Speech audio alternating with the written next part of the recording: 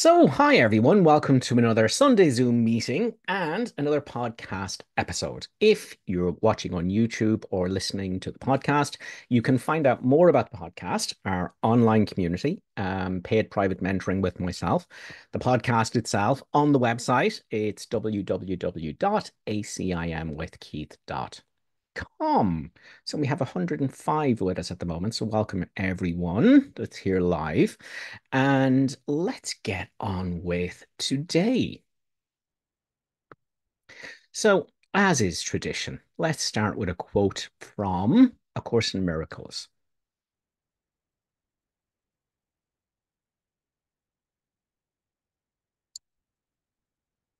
Forgiveness, on the other hand, is still and quietly does nothing. It offends no aspect of reality, nor seeks to twist it to appearances it likes. It merely looks and waits and judges not. So that's from the introduction to part two of the workbook.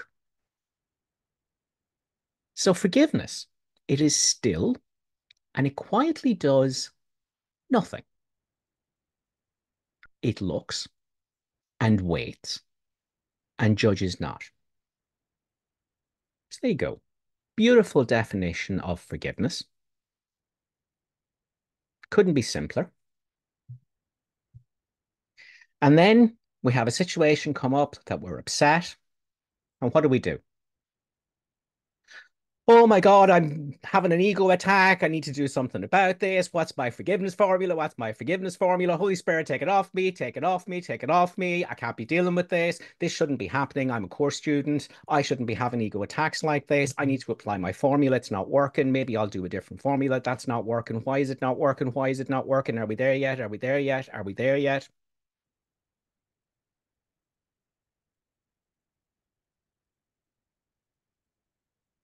So what's wrong with this picture?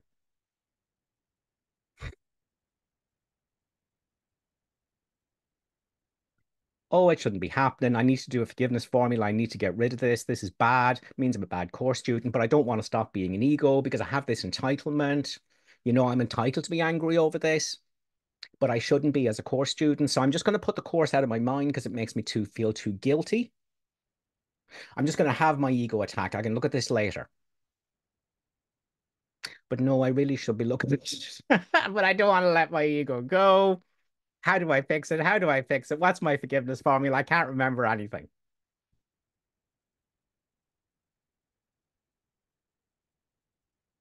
Crap. Let's return. Forgiveness, on the other hand, is still and quietly does nothing. It offends no aspect of reality, nor seeks to twist it to appearances it likes. It merely looks and waits and judges not.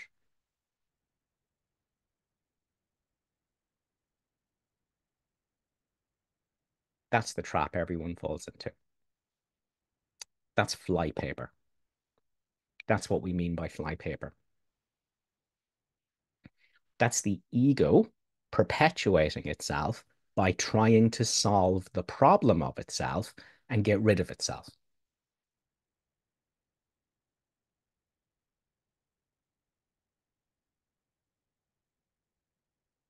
But that's what we do. The one thing I have to repeat over and over and over again in the group with my private clients, in the podcast, is the first step. You have to do nothing.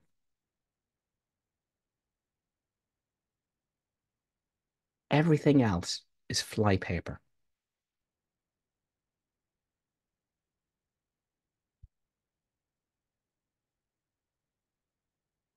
Forgiveness is still and it quietly does nothing. It looks and waits and judges not.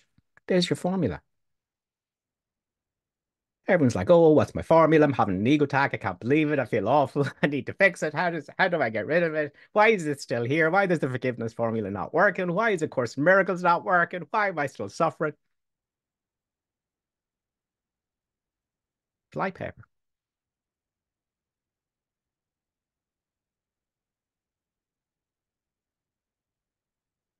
Let's take another quote.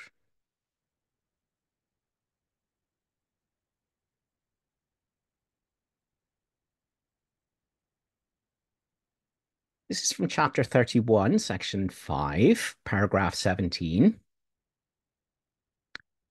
There is no statement that the world is more afraid to hear than this.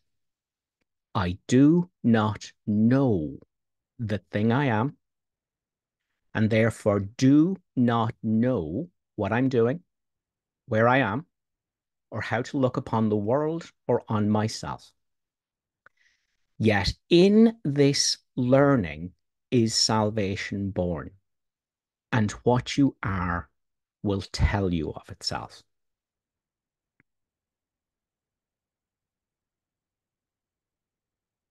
I'm going to give you an absolutely essential tweak to your practice of A Course in Miracles.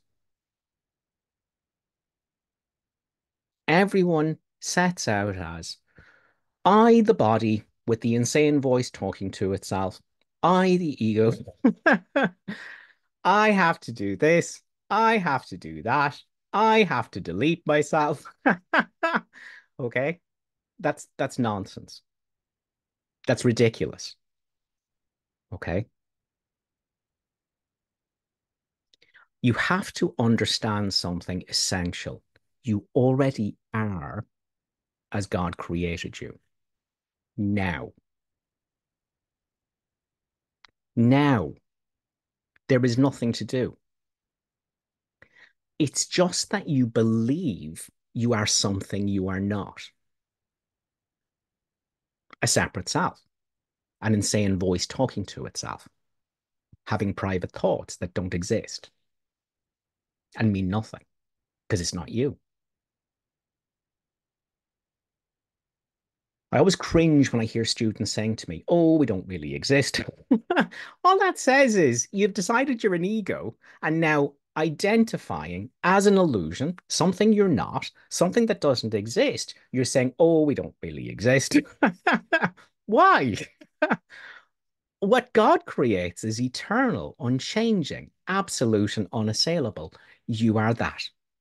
But you believe that you're an illusion, but you're not. It's time to put those childish notions to bed. Okay. Yes, you think you're a body and you think you are the insane voice talking to itself in your mind, but that's not what you are. That's your starting place. Not I, the body, and the insane voice talking to itself need to become holy. You are holy, but you think you're a body and an insane voice talking to itself. That's not you.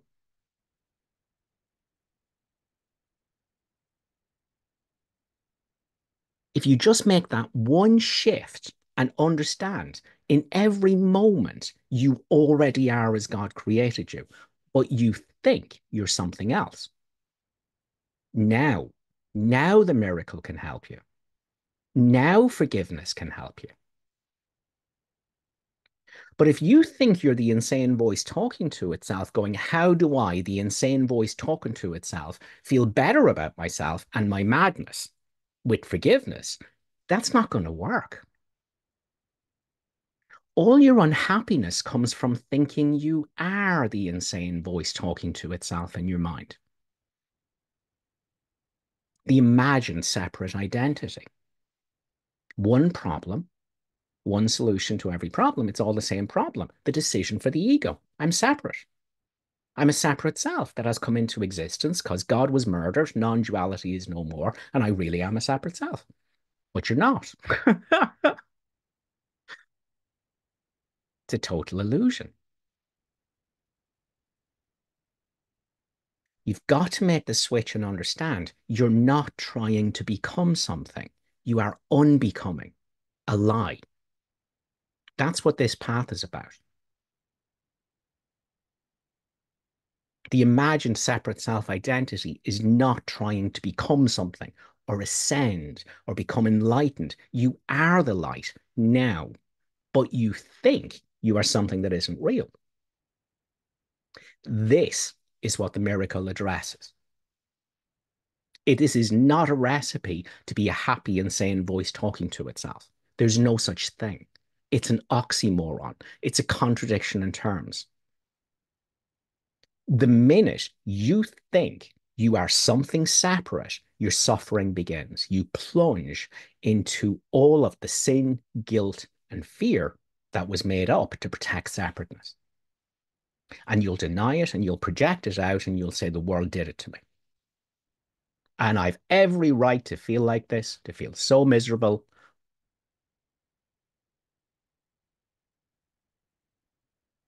So there's no such thing as identifying with thoughts in your mind, the imaginary thinker of thoughts, who's just another thought. There's no happiness in that. Of Course in Miracles can't help you with that. Nothing can help you with that. Nothing. Unless you understand. You do not know the thing you are, and therefore do not know what you're doing, or where you are, or how to look upon the world or yourself. Now, in this learning is salvation born, and what you are will tell you of itself. How's that going to happen? Through forgiveness.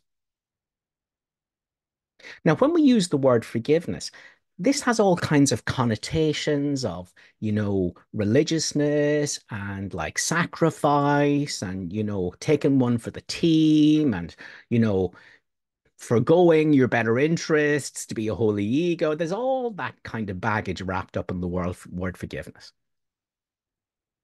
So again, we've got to understand forgiveness differently. Forgiveness isn't something you do.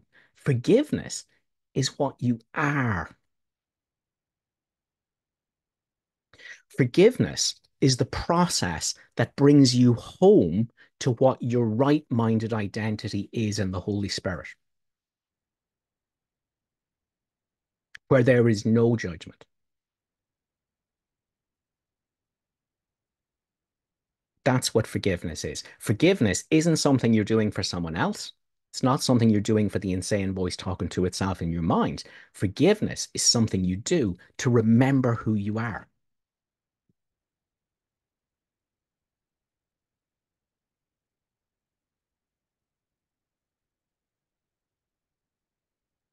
So you see, when you have a situation and sin, guilt, and fear is coming up in your mind, and the insane voice talking to itself is going in circular thoughts of madness and hatred and everything else that happens several times a day, hundreds of times a day. If you decide you're going to do something, who's doing it? The ego, the insane voice talking to itself. That's not you.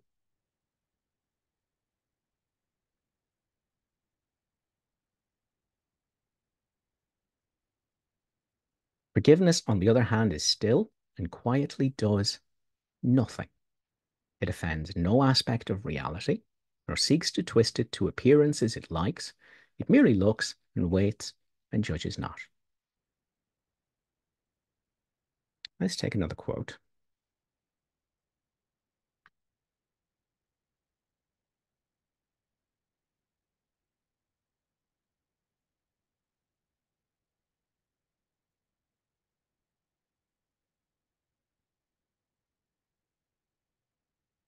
Don't have it, but I know it almost off by heart. So, lesson 93, which is like our theme tune for the podcast.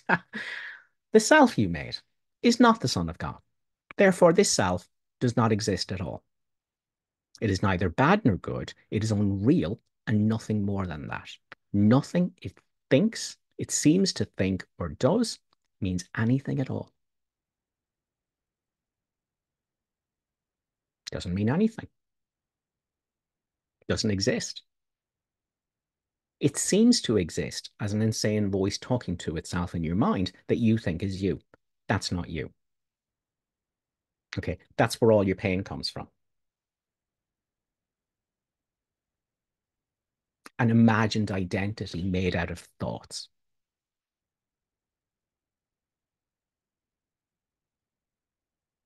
But the voice in your head isn't you. Every thought in your mind, that's a lie. All those automated thoughts, all those I thoughts, they're a lie. That's not you. Oh, you think it's you. That's why you need a miracle. Because you think that's you and you think you're thinking, but your mind's actually blank because you're not really thinking at all. But because you think you're thinking, you are in pain and you want to hate other people instead of yourself.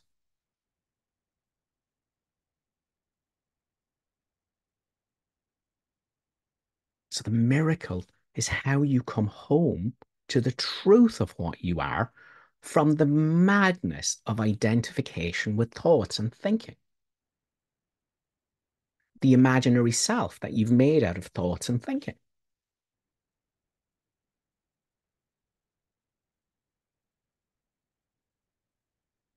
So let's return to our exercise. Lesson 8. The one wholly true thing we can say about the past is it's not here now. And when you think you're thinking about the past and future, which are illusions, your mind is actually blank because you're not thinking about anything. The thoughts aren't you. The idea that you're the thinker of thoughts is an illusion. It's a lie. There's no thinker of thoughts.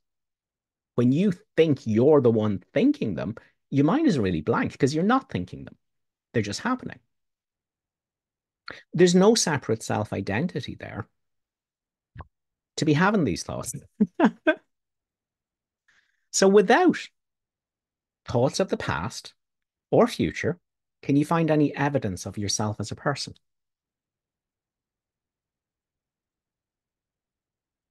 It's not there. It's not there. There's just an emptiness here. That's all that's ever here in the present moment.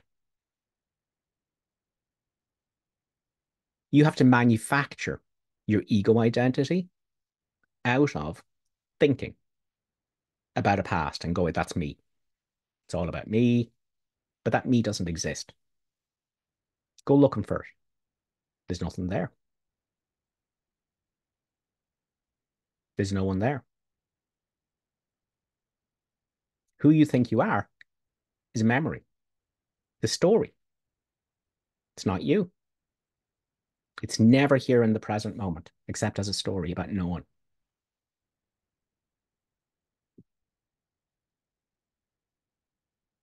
But when you think that's you, and you think you're thinking, and you think you are the insane voice talking to itself that knows what everything's for, that knows what everything means, even though nothing I see means anything, that's your pain. That's why I'm never upset for the reason I think. You're upset because you think you are the mess in your head that you've wrapped your identity up in, but it's not you. And you need something to unravel your identity from what isn't you. The miracle, forgiveness.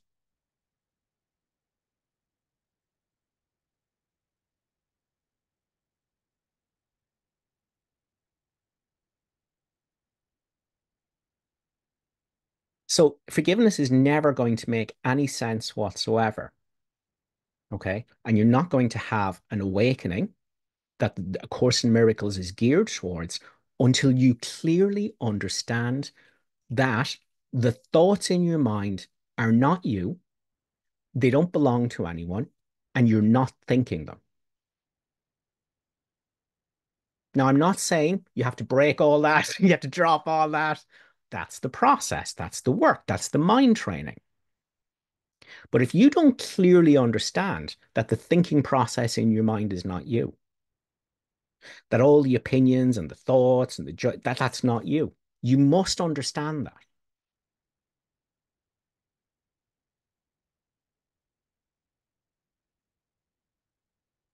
You must understand that. The person that you think you are that causes you all your pain and your perceived lack and need and want and your special hates and your special loves and your grasping and your resistance.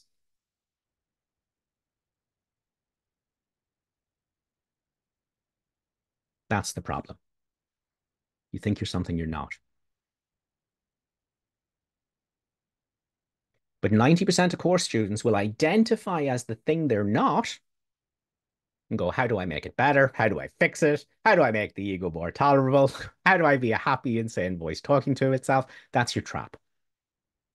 You haven't understood the most basic premise of A Course in Miracles, which is the separation never happened. Nothing has ever separated from God.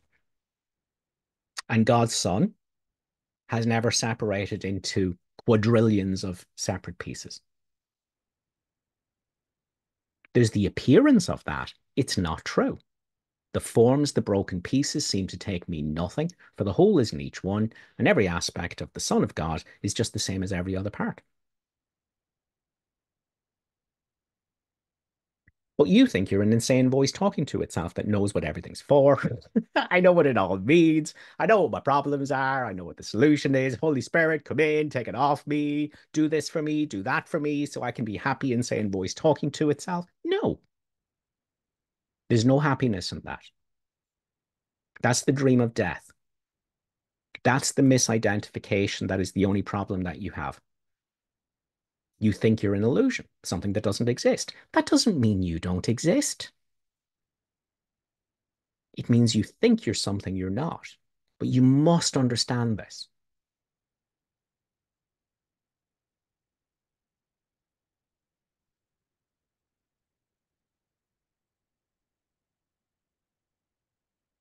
I do not know the thing I am, and therefore do not know what I am doing, where I am, how to look upon the world around myself. Yet in this learning is salvation born, and what you are will tell you of itself. So if you persist with, I do know the thing I am. I'm a body and an insane voice talking to itself with an imaginary past and a scary future, and I'm full of guilt, and I'm going to see it in everyone else and hate them. And now what's my forgiveness formula? Holy Spirit, take it off me, take it off me, take it off me. Where's salvation? You've decided you know what you are, an imaginary separate self that doesn't exist. But you think the problem's in the world, in other people. There's no problem, except you don't know what you are.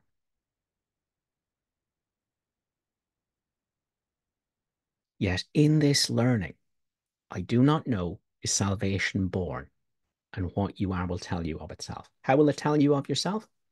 Forgiveness. That's what forgiveness is for. Forgiveness is how you undo your misidentification as a painful, illusory limitation and remember what you are.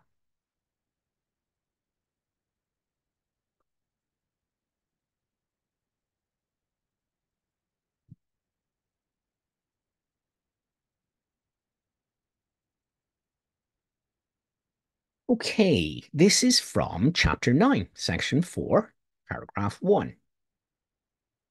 Accept as true only what your brother is, if you would know yourself.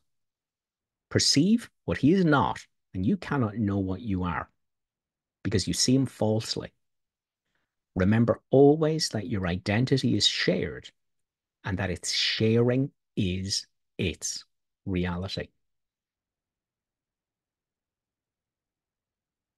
Chapter 14,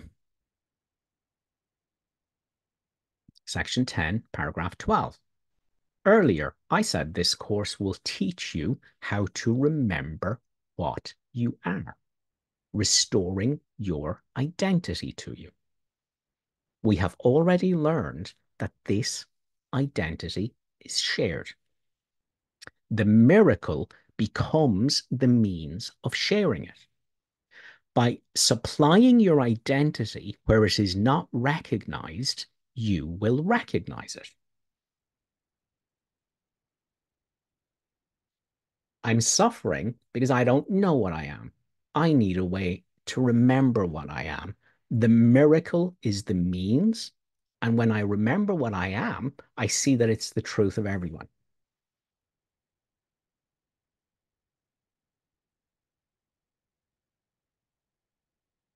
If what you're perceiving yourself as isn't the same thing everyone else is, you haven't had the miracle.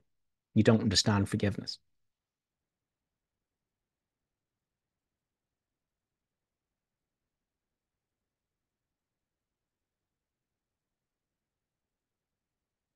Let's see if there's another quote we might do. Okay, we've said forgiveness, still, quiet, looks, waits, judges not.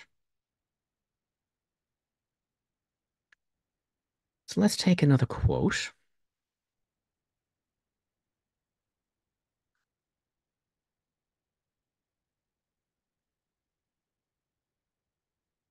Well, let's address this first of all. See, everyone thinks, oh, that's scary.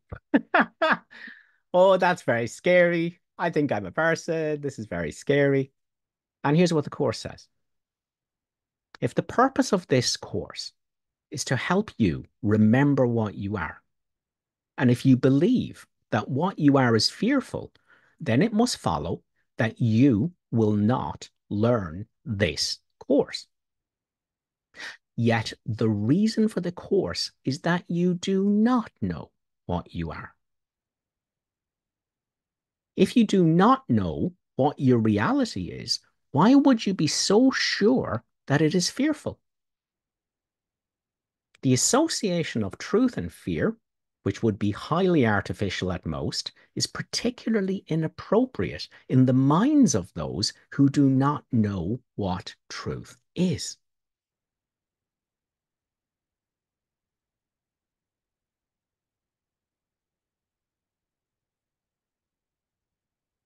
See, the minute you have an experience of the truth of who you are, it's not frightening anymore. Okay. The only role I see for myself as someone who teaches A Course in Miracles is to bring you to that place where you have an experience of who you are and the fear is gone.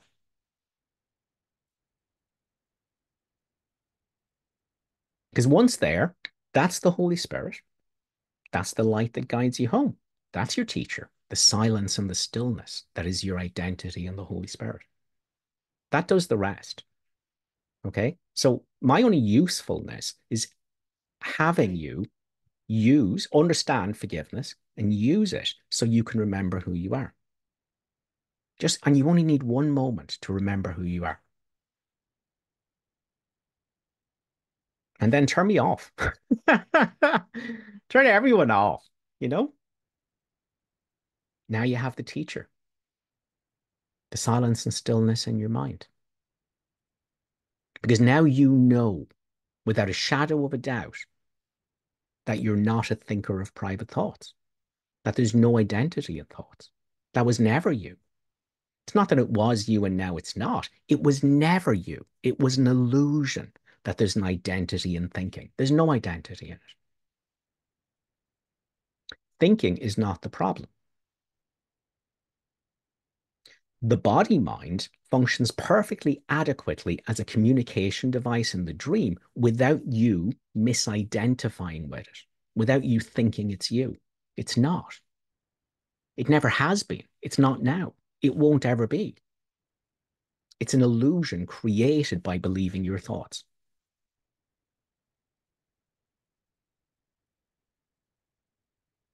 You already are as God created you, not as you seem to have made yourself out of thoughts. The miracle is the way to unhook yourself from the lies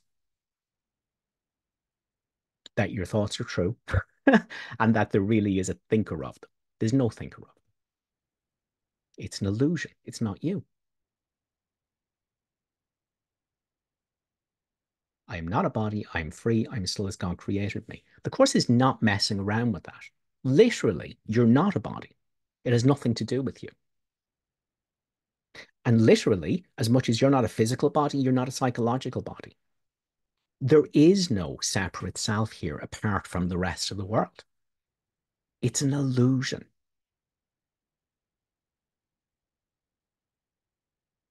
There's no separate self here. It's not what you are.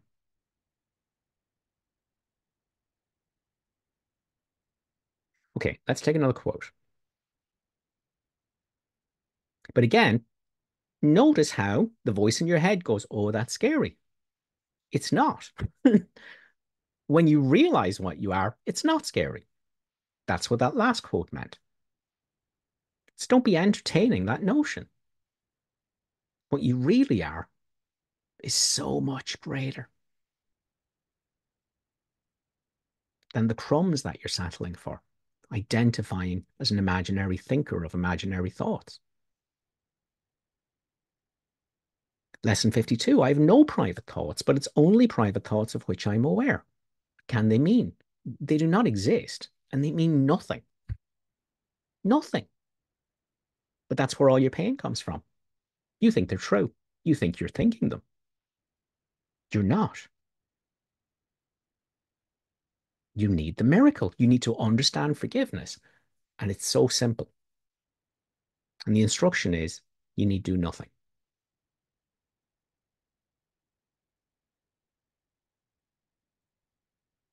Okay, this is from chapter 7, section 5, paragraph 8.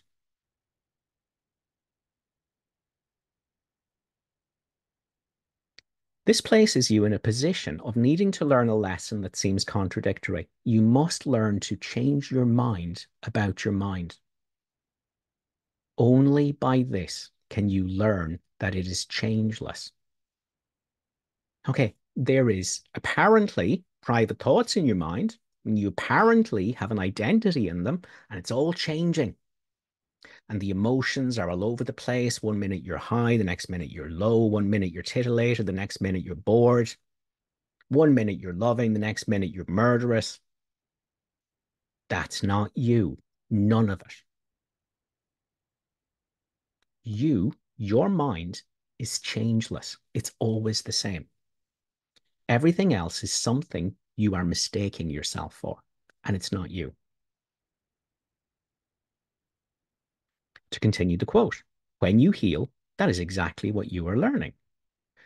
You are recognizing the changeless mind in your brother by realizing that he could not have changed his mind. He is as God created him. He might think he's a body and an insane voice talking to itself, but that doesn't make it true. Only the changeless in your brother is true. And it's the same changelessness that's in you.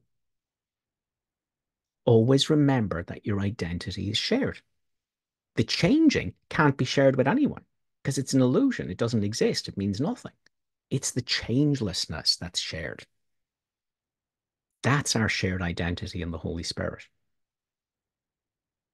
So you are recognizing the changeless mind in your brother by realizing that he could not have changed his mind.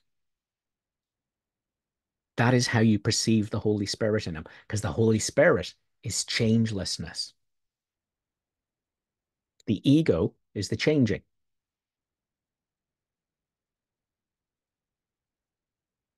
It is only the Holy Spirit in him that never changes his mind. He may think he can, or he would not perceive himself as sick. He therefore does not know what his capital S self is. If you see only the changeless in him, which can't be sick, no matter what the story is with the body or the thoughts, if you see only the changeless in him, you have not really changed him. By changing your mind about his for him, that he's not the changing, doesn't matter what he thinks, doesn't matter what his ideas is, doesn't matter what he thinks his problem is or what the solution is. That's the changing. He's not that. By changing your mind about his for him, you help him undo the change his ego thinks it has made in him. Has him thinking he's a separate self, an insane voice talking to itself, with a guilty past and a frightening future, and that's separate from everything and everyone else. Total illusion.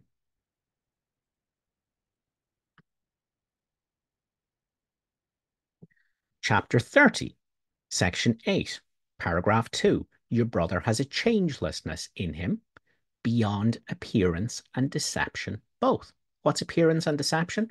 The thoughts in his mind, his beliefs, his ideas, his concepts, the body, that's the appearance and deception. Your brother has a changelessness in him beyond appearance and deception both. It is obscured by your changing views of him that you perceive as his reality.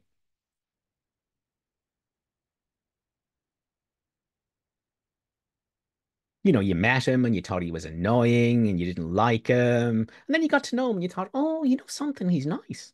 And then he did something you didn't like and now you hate him. It's got nothing to do with what your brother is. Because your brother's not changing.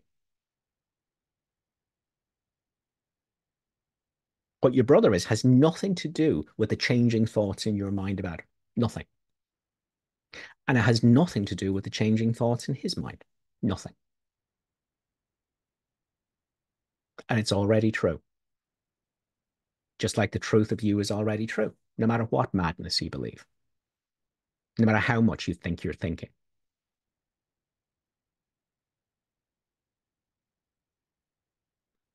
So, chapter 28, section 4, paragraph 3. Like you, your brother thinks he is a dream, thinks he's a separate self in a world of separate selves, a whole dream world. Like you, your brother thinks he is a dream. Share not in his illusion of himself. For your identity depends on his reality. Think rather of him as a mind in which illusions still persist. He may think he's a body and the insane voice talking to himself. He may not realize he is the quiet center in the Holy Spirit. He may not realize that his identity is silence.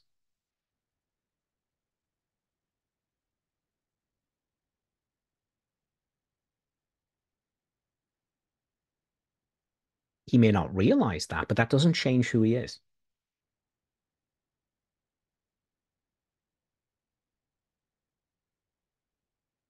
Think rather of him as the mind in which illusions still persist, but as a mind which brother is to you.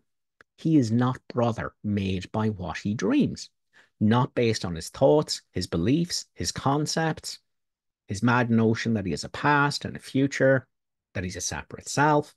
Okay, that's not what makes him your brother. None of that. He's not your brother because you like him or you don't like him or because he's useful to you or he's nice to you. That's not why he's your brother. That's all made up. That's a dream. That's delusion. That's ignorance. It's not because he's your relative. That's illusion. That's made up. That's dream. He is not brother made by what he dreams, nor is his body hero of the dream your brother. It is his reality that is your brother, as yours is to him. Your mind and his are joined in brotherhood. It's the same mind. God is one son. His body and his dreams but seem to make a little gap where your dreams, have joined with his. Where your delusion that you're a separate self has joined with his delusion that he's a separate self, and your delusion that he's a separate self. But there's no such thing as separateness. Separateness never happened.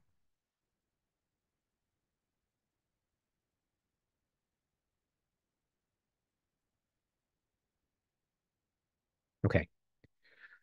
This is from chapter 18, section 8, paragraph 4. That's where we're going to start. There's a bit of a long quote. Bear with me on this one. Keep in mind our theme. Today we're going to understand forgiveness, finally. So we're never going to have that freaking out ever again. Still, quiet, does nothing, looks, waits, judges not. That's what we have so far. Here we go. It is extremely difficult to reach atonement by fighting against sin. Enormous effort is expended in the attempt to make holy what is hated and despised. Now, this is saying when you identify as the insane voice talking to itself in your mind, the body with a history and a story and an innocent victim, madness entertained, and thinks it's thinking, Okay. So once you're identified with that, here's the mistake everyone makes. They think I am this. They haven't listened to I do not know the thing I am. They haven't realized the miracle is to teach you what you are because what you think you are isn't true.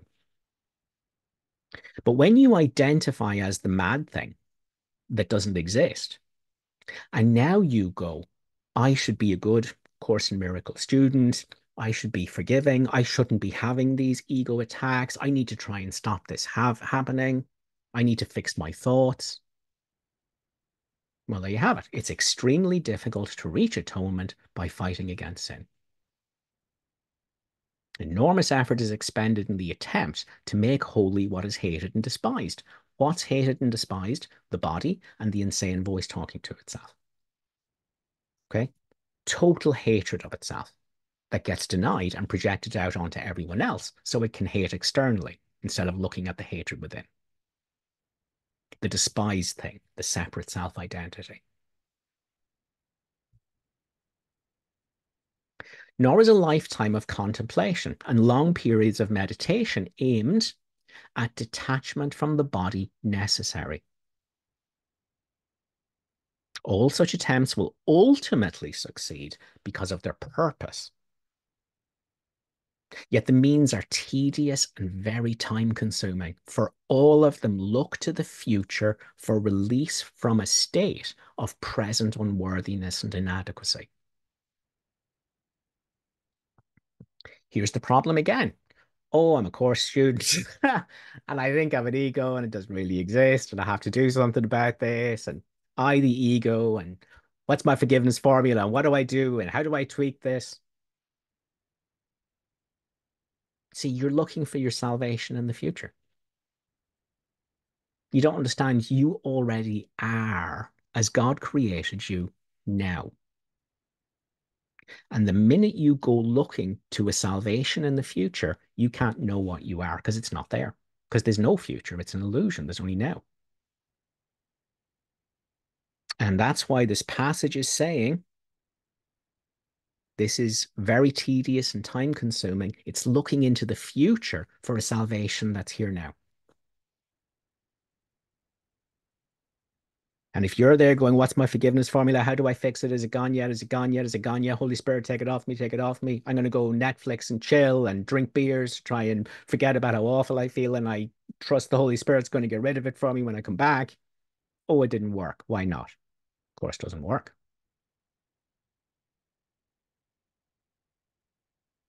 It's now. As the Course says, it is in this moment that complete salvation is offered you. Complete salvation. Okay, your way, because you're a course student, will be different.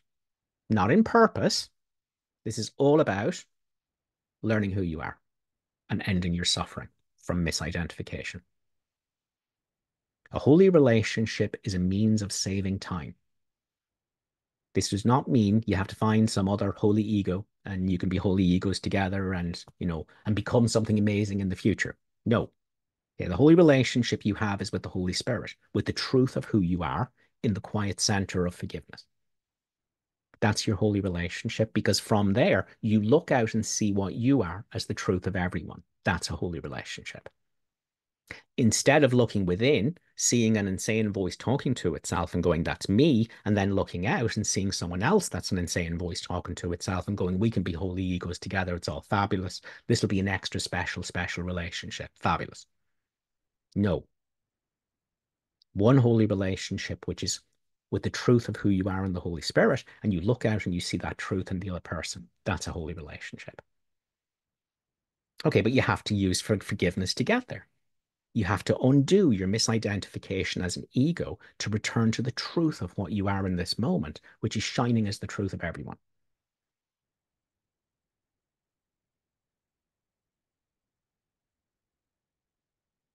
Okay, now you need but remember you need do nothing.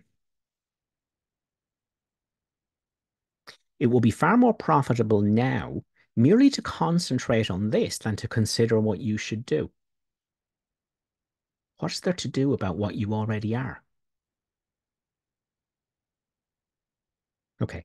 When peace comes at last, to those who wrestle with temptation and fight against the giving in to sin, because they think they're the voice in their head going, how do I be a holy ego? And I have to change my thoughts, and I shouldn't be having these thoughts. And what's my forgiveness formula? And why is it not fixed? And why is it not gone? Oh, I can't believe it's not working. I'm such a bad course student. Everyone else is so much better than me. I'm never going to get it.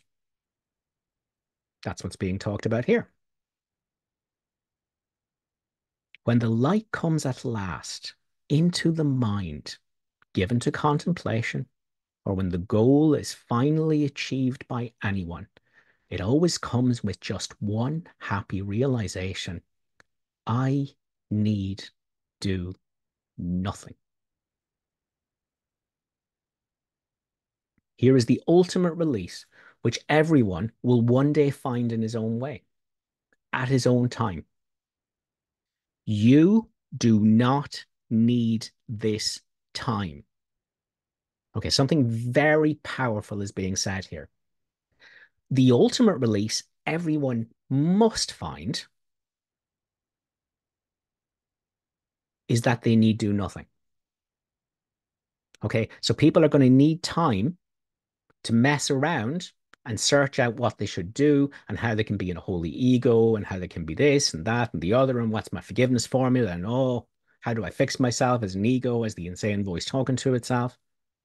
Okay, so everyone eventually needs to let that go and know they need do nothing. So they need time to realize they don't need time. They just need to do nothing. So again, here is the ultimate release for everyone, which everyone will one day find in his own way, at his own time. You need do nothing. You do not need this time. Time has been saved for you because you and your brother are together. You're one. This is the special means this course is using to save you time. The course is to stop you running around going, what should I do? How do I fix it? How do I make it go away? Okay, that's not what A Course in Miracles is about. Course in Miracles is about saving you the time of having to go through that mess, realize it doesn't work, and come back to the truth that you need do nothing.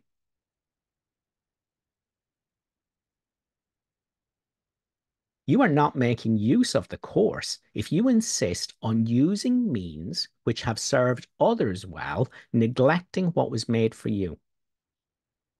Save time for me by only this one preparation and practice, doing nothing else.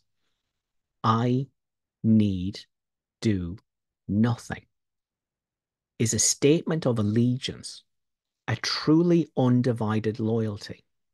Believe it for just one instant, and you will accomplish more than is given to a century of contemplation, meditation, or of struggle against temptation as the insane voice talking to itself, trying to solve the problem of itself and fix itself and get rid of itself.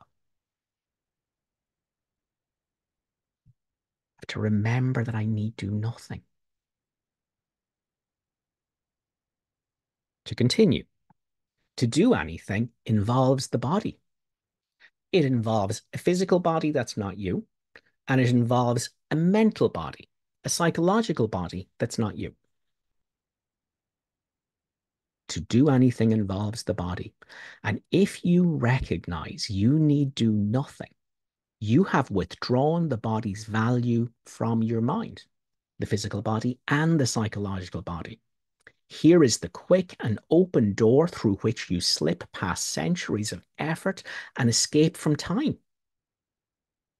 This is the way in which sin loses all attraction right now. For here is time denied and past and future gone. Who needs do nothing has no need for time. To do nothing is to rest and make a place within you where the activity of the body ceases to demand attention. Okay, when the mind is doing nothing, the body takes care of itself. Doing takes care of itself. Speaking takes care of itself. Living takes care of itself. That's all the dream. That's going to take care of itself. Okay, you don't have to think about it. And you don't have to identify as it.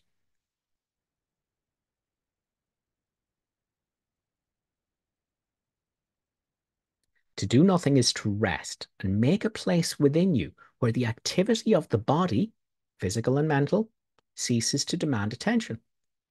Into this place, the Holy Spirit comes and there abides.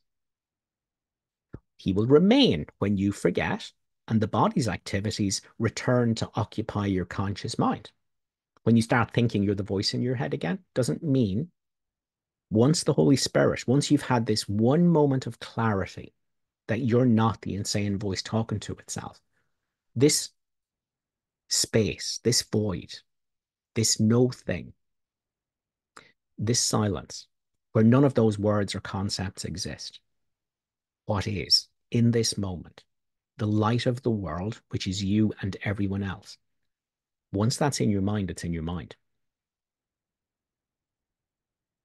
So even when you go back into the unconsciousness of thinking you're thinking, the way back is easy. It's forgiveness. It's the miracle. You look at what your mind is doing and you don't judge it. And what's not judging? The nothing, where there's no word nothing. There's just nothing. The silence, the quiet center, which shines as the quiet center of everything and everyone. Yet there will always be this place of rest to which you can return. And you will be more aware of this quiet center of the storm than all its raging activity. This quiet center in which you do nothing will remain with you, giving you rest in the midst of every busy doing on which you're sent. For from this center, you will be directed how to use the body sinlessly. What does that mean? Sin is the Course's name for separateness, imaginary separation. Okay, so all that's saying is you won't be using the body as a separation device anymore. You won't consider it you. You won't consider other bodies your brothers, and therefore you won't be separate. Okay, also because you're not identifying as the body, you won't look to the body for the relief of pain, and you won't look to the body for the acquisition of pleasure. Okay, because everything you want is already here in the quiet center, in what is, in what you already are as God created you. Now, again, if you identify as the body, as the insane voice talking to itself, you go, oh my God, I can't have any pleasures of the body. Okay, the truth of who you are is infinitely greater than that. You're not asked to identify as the insane voice talking to itself and sacrifice pleasures of the body. That's nonsense. You're asked to let go of your identity as the insane voice talking to itself and find nothing but wholeness here and no lack or need for anything. Then the activity, the body takes care of itself. But everyone identifies as the physical and psychological body and think, oh, I need to sacrifice, and I need to stop having pleasures and blah, blah, blah, blah. No, no, that's madness. That's what this whole passage is talking about. Okay, that's going to get you nowhere.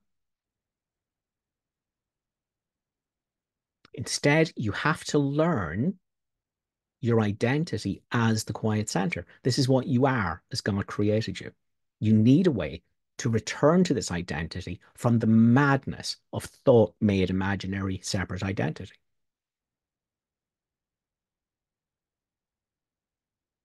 So you are not any of the noise in your head. A Course in Miracles is a training, a mind training that gradually and eventually stops all the noise in your mind. You don't need it. It was never you. You never had any identity in it. It was only ever an illusion that it was you. So let's keep our eye on the finish post here. There's no more thinking. Everything is spontaneous in the moment. Everything takes care of itself from the quiet center, from the stillness. And when you've disidentified with all the noise in your head, the insane voice talking to itself and its imaginary past and its future and what it needs to do and what's my forgiveness formula and how do I fix it and how do I fix myself as the insane voice talking to itself, when you've let that go, and there is a silence here where there's not even the word silence, because there's no words here. And you know yourself as that. That illuminates all the world so it can see itself. And that's the real world.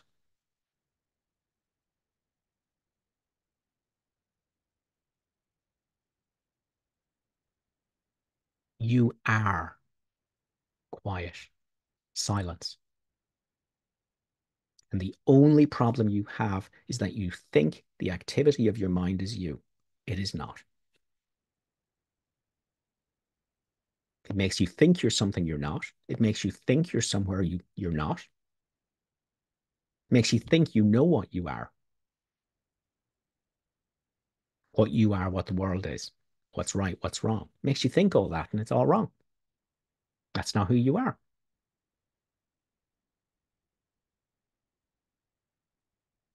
This is from chapter 28, section 1, paragraph 11. The miracle comes quietly into the mind that stops an instant and is still. It reaches gently from that quiet time, and from the mind is healed in quiet then to other minds to share its quietness. That's the miracle.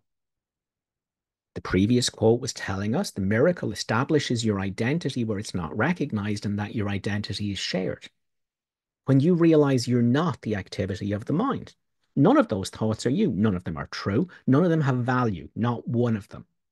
When you let them all go and know you are the quiet, now you know what you are and you know what everyone else is. It doesn't matter what the changing is doing. This is what's unchanging. The quiet center in you looks out and sees itself in your brothers. That's the holy relationship. When you know you are the quiet and that none of the noise has anything to do with you. Your identity was never mixed up in that. It was never mixed up in thinking. You are the quiet. And from the quiet, you look out and you see the quiet and everything is true. This is from chapter 27, section 4, paragraph 1. In quietness are all things answered, and is every problem quietly resolved. There are no problems. There are thoughts about problems, and your thought that you're the one thinking them, and therefore you're the one with a problem. Every bit of that is an illusion. You are quiet, and when you return to your identity as quiet, there are no problems here. Only thinking made it seem like you did, because it made you seem like you're something that doesn't exist, that has problems. God's creation has no problems. That illusion is created out of thinking you're thinking. So this is lesson 182. When you are still an instant, when the world recedes from you, when valueless ideas cease to have value in your restless mind, then will you hear his voice, Holy Spirit. So poignantly, he calls to you that you will not resist him longer.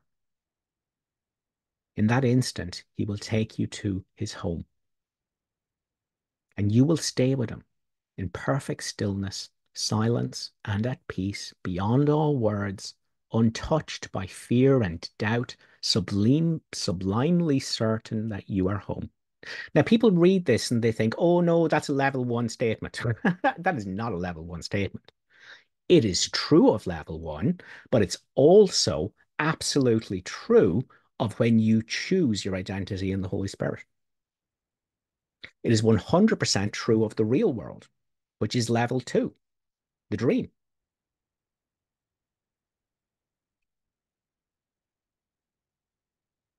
So we need to understand right now the noise in your mind's not you. You are the quiet. And A Course in Miracles is bringing you to a place where you abide as the quiet. And the quiet looks out and sees itself in everything and everyone. In the changing, it sees the changeless quiet as the truth. That's the real world. That's one light, one capital S self, witness to itself. And that's all that's here right now. Thinking makes it seem like there's other stuff going on. There's not. The atonement is done already. Only thinking makes it seem like it's not. And your delusion in believing there's a thinker of thoughts when there's not. That's just another thought, and it's not you. So you need a way of returning to an identity, which is silence. But not even silence, because silence is a word, it's a concept. There's no words or concepts here in who you are as the light of the world. And the miracle is the way of doing that now.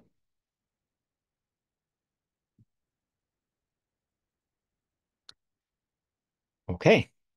So the other thing I want to talk about is the spiritual experience. The greatest blessing and curse on your spiritual journey. Why is it a blessing? Because they're little motivational signposts that keep us going on the work of undoing our identification with thought. So they're beautiful. They can be needed. They're like an oasis. Okay, we know this is real. I've been working on this docs for a trip. Yes. George. Yes. Gaynor, can you mute?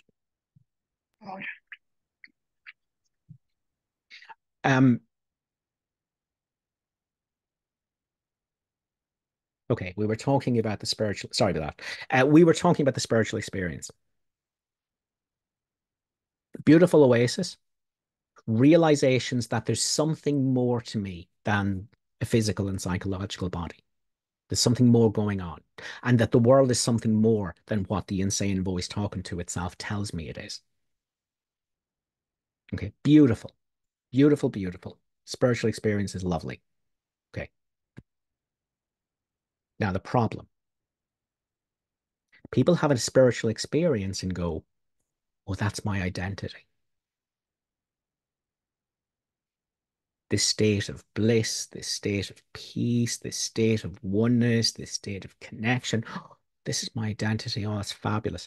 And then, so it comes and goes like all spiritual experiences do. And then people spend all the rest of their time looking back on, oh my God, I had that and I need to get it back. And that's who I am really. And how am I going to get that back now? I need to go and do other courses. I need to find out more. I need to shove more information in on top of the insane voice talking to itself.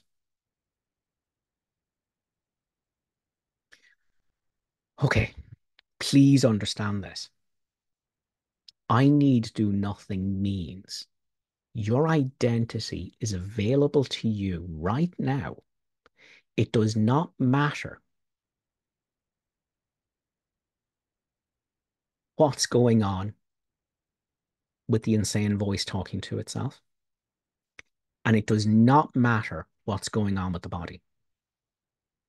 It does not matter whether we're talking about a situation where intense rage is coming up, intense anger is coming up, intense self-hatred is coming up, intense fear is coming up.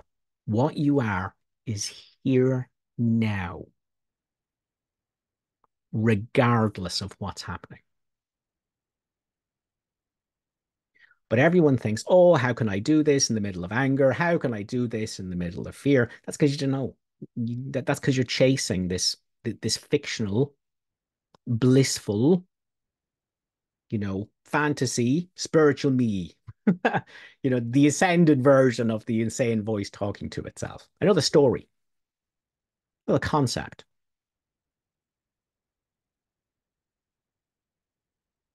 You need do nothing. All you need is forgiveness. What's the forgiveness formula? Do nothing. Silently. Forgiveness is still and quietly does nothing. It looks and it waits and it judges not. See, if you do that, you'll remember what you are in the midst of anger, fear, pain, rage. Doesn't matter what's going on. You can remember what you are right now. If you follow that simple formula, I need do nothing. Still quietly does nothing. Okay, that's all you do.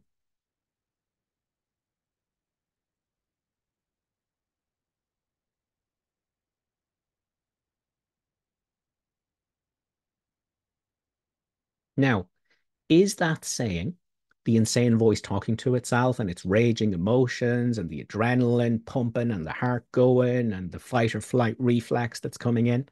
Is A Course in Miracles saying all of that needs to be still and quietly do nothing and needs to look and wait and judge not? No, that's not going to be quiet. That's not going to be still. That's not going to look and wait. That's not going to stop judging. You be still and quietly do nothing. Look at all of that activity. Wait until the identity this is establishing for you undoes it. And in the meantime, judge nothing. Whatever the voice in your head is doing, do nothing with it. Don't judge it. Whatever the emotions are doing, the sin, guilt, and fear that's coming up that wants to get projected out onto the world so we can say, you did it to me, do nothing. Don't judge it. Let it all be there.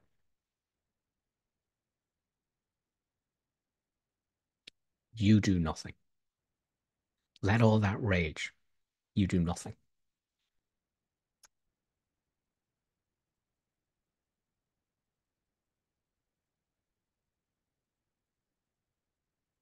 In the midst of anything that's going on, I don't care what it is,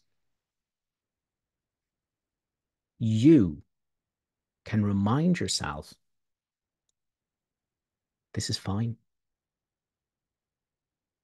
This is perfect. These thoughts don't need to be any different than they are.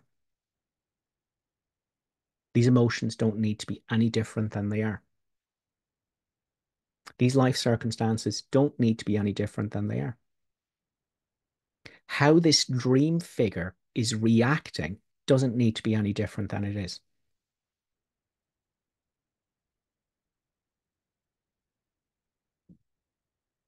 There's a world that's apparently happening. There's an apparent dream figure in the world with mad thoughts and feelings and rage and emotions that's going on. That's what's apparently happening. Don't do anything with that. That's all perfect. You don't need to do anything with that. So you can just relax and do nothing about it quietly. You just look at that and wait and judge not.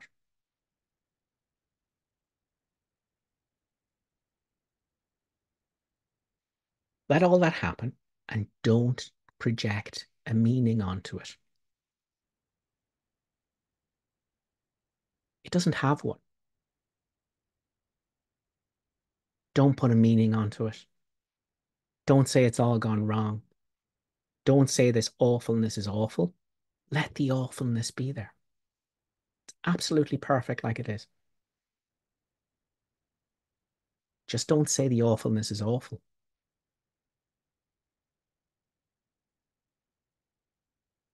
Let the suffering be there. It's perfect. Let the misidentification as the insane voice talking to itself, let that be there. That's perfect. You don't need to do anything with that.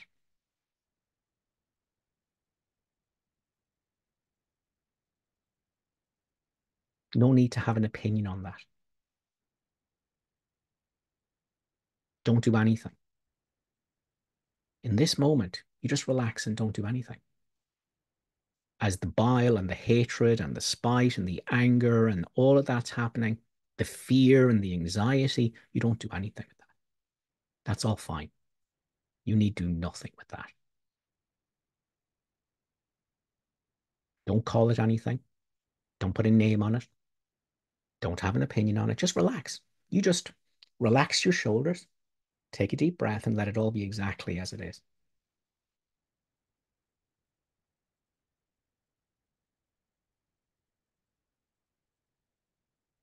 Wow. Can you taste that?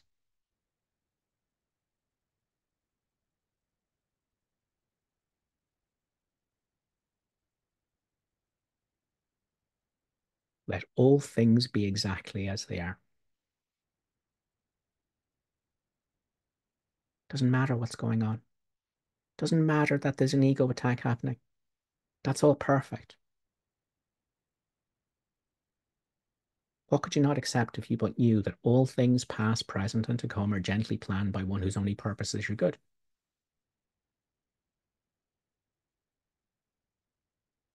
Let it be exactly what it is.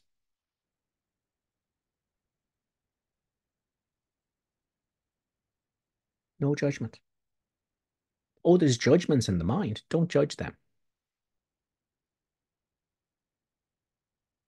What if all that's fine? You don't need to do anything with it.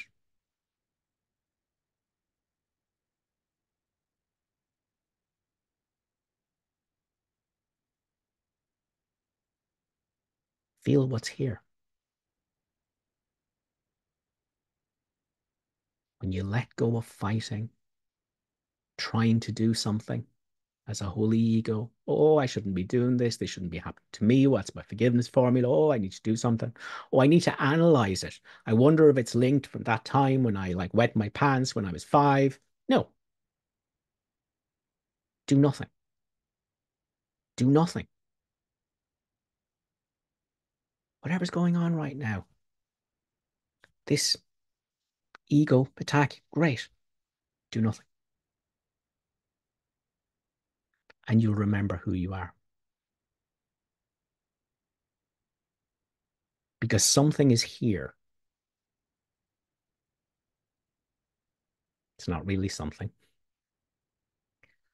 But language is so inadequate to talk about this. Something is here that's not a person. It's just a presence. Okay. And it's not even a presence because that's a word, that's a concept.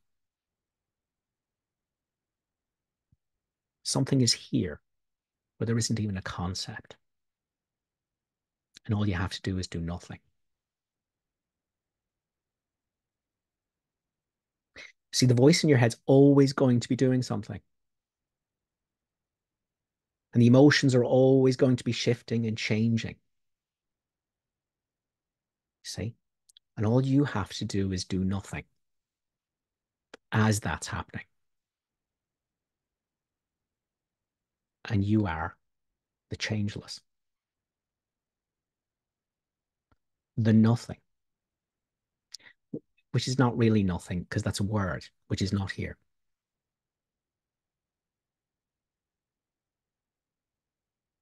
It is what is. It is the quiet center. To put a label on something that has no label, there is a presence. This is who you are. This is the silence in your mind. That's your identity.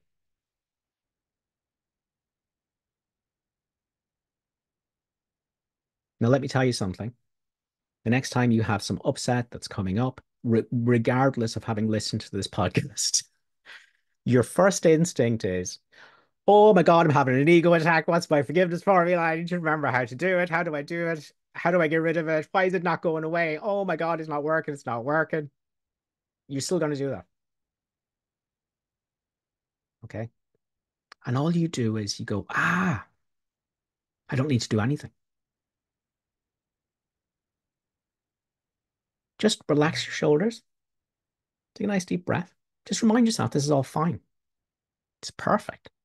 Perfect. It's the perfect opportunity for me to remember who I am and that who I am is the truth of the whole world. That's the only purpose this has. Okay. So what's happening in the world is perfect. The insane voice talking to itself, ranting and railing about it and its stories about the past and the future and its innocent victimhood, that's perfect. You don't have to do anything with that. And all the emotions and the adrenaline and the hatred and the spite and the terror, that's perfect. It's perfect. It's perfect for you to remember now who you are and that your identity is the same identity as everyone else. And all you have to do is do nothing. You just relax. Not the voice in your head. That's not going to relax. Never does. Not the body, not the adrenaline, not the heart pumping. That's not going to stop. It's not going to relax. You relax. I need do nothing about any of this. It's perfect. I'll just be still and quietly do nothing about all this that's going on. I'm just going to look and wait and judge not. Now, but it's very important that you claim this as your identity. This isn't, oh, why the insane voice talking to itself? I'm going to just monitor the insane voice talking to itself and not feel guilty about it. And we'll just keep doing that. And it's all fabulous and it's all great. No, no, no, no, no, no, no. Your identity is silence. Your identity is the quiet center. Okay. So that you have to own this identity. Okay. Now, you cannot grasp it. You cannot cling to it. You cannot say, oh, I'm the quiet center, I'm the quiet center, I'm the quiet center. No, no, no, no, you can't do that. You have to let go. Let go of everything. You have to do nothing. You have to forgive the ego attack, the world, what the voice in your head is saying, what the emotions are doing. You have to forgive it all. That's all you have to do. And you feel the quiet center. You feel the nothing in your mind, the light of the world, the changelessness. Doesn't matter.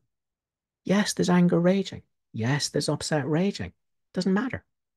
There is nothing here. In the center of whatever imaginary storm is raging. That's who you are.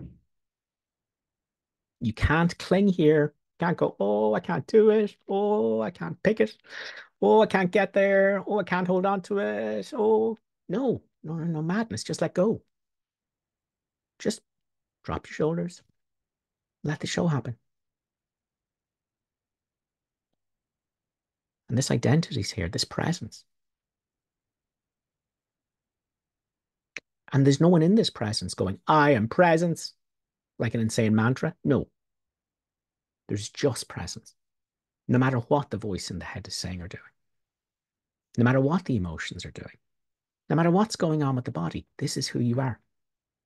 You can know it in the midst of anything. You need do nothing about whatever's happening in the ego's world. Nothing. And you will know what you are that's not in the ego's world and not an ego. This presence, where there's nobody there saying, I am presence. I am the presence. No, no, no, there's just presence.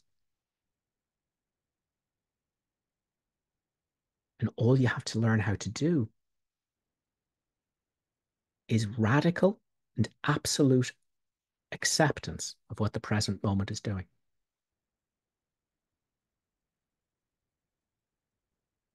The world's doing what it's doing.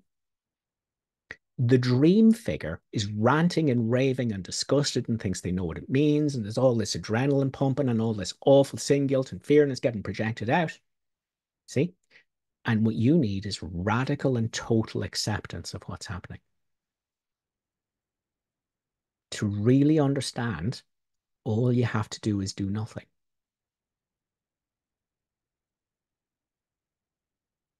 And what you are will tell you of itself in every holy instant of forgiveness. You know, there's the beautiful lesson in the course. In my defenselessness, my safety lies. It's not talking about you as a body or a psychological body. No, no, no, no. You do nothing. Okay? You don't have to defend yourself from an ego attack. You let it rage and you just realize that it's all fine. Nothing to do about it. And in that defenselessness,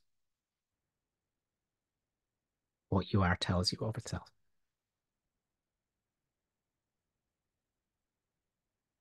That's who you are. And that is knowable no matter what emotions are coming up. See, the mistake is, oh no, I can only know what I am if there's bliss going on and there's forgiveness going on and if, everything's going well and if my mind's quiet. No, that's not who you are. If you think the present moment has to be any different than it is for you to know who you are, you don't know who you are. You don't know who you are. You think, oh no, I need to be meditating, I need to be in a quiet corner. No, you don't, you don't know who you are. Who you are is here in every moment if you do nothing. If you don't judge.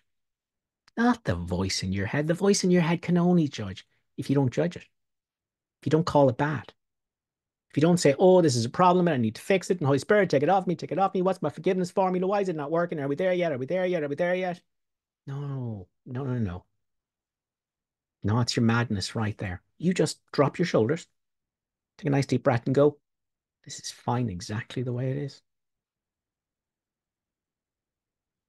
And what you are will tell you of itself. It's not a person. It's not thinking. It's a presence. It's the Holy Spirit, which is who you are. When you're not deluded that you're the insane voice talking to itself. And all you have to do in that moment is nothing.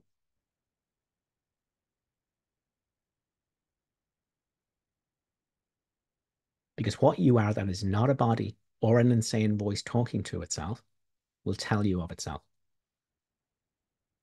and will show you itself as the truth of everyone and everything that you look on.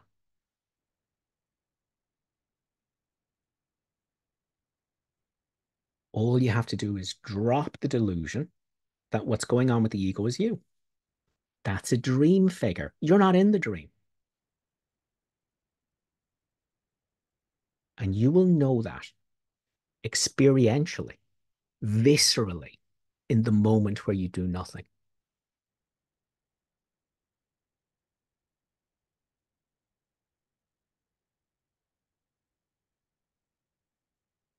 The only reason you don't know who you are is because the world is doing what it's doing and the ego is doing what it's doing. And you're saying, this is good or this is bad. This is not right or this shouldn't be happening. And I should choose something else. And I needed to change and I needed to fix. Okay. So because that's going on, you don't know who you are. Because you're trying to do something, you don't know who you are. Because you're trying to change the changing, you don't know who you are. You don't know who you are. Just relax your shoulders. Nice deep breath. All the adrenaline is there.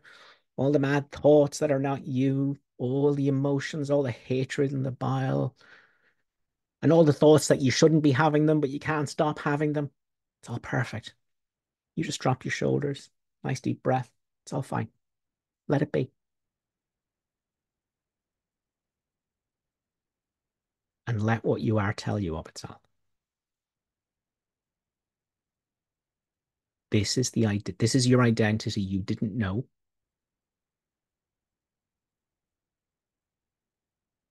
That the miracle establishes. And that establishes your identity is shared. This is the presence that you are, where there's no thinking and concepts going on.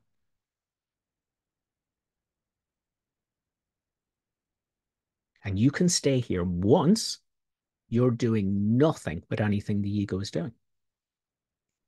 You're not justifying it. You're not making up stories about it. You're not calling it good, calling it bad. You've decided that's the ego. That's the dream figure. So what? The dream figure's having anger. So what? I don't need to do anything about that. And taste what's here.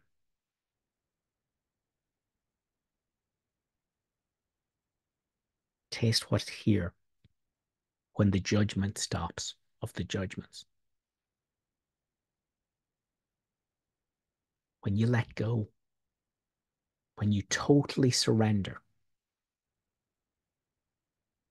when you allow all things to be exactly as they are in this moment. Taste what's here in the middle of the ego storm, the quiet center.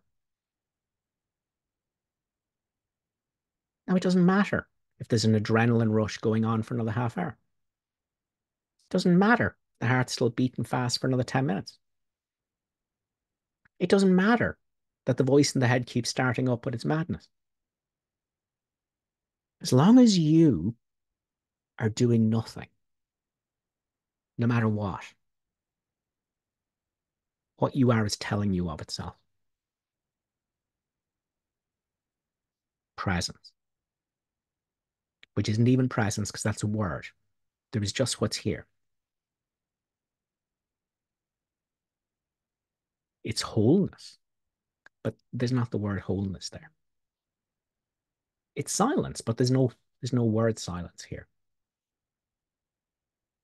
It's what you are, but there's no voice there saying, I am this.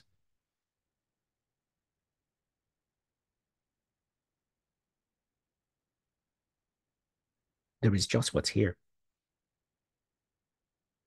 And as soon as you realize this is what's here, no matter what's going on in the dream, what's here is there and everywhere.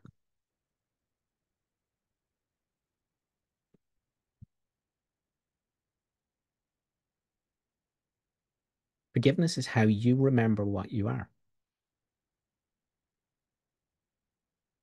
It's not how you make the insane voice talking to itself in your mind happy. It can't be made happy. It's insane. And it's not you.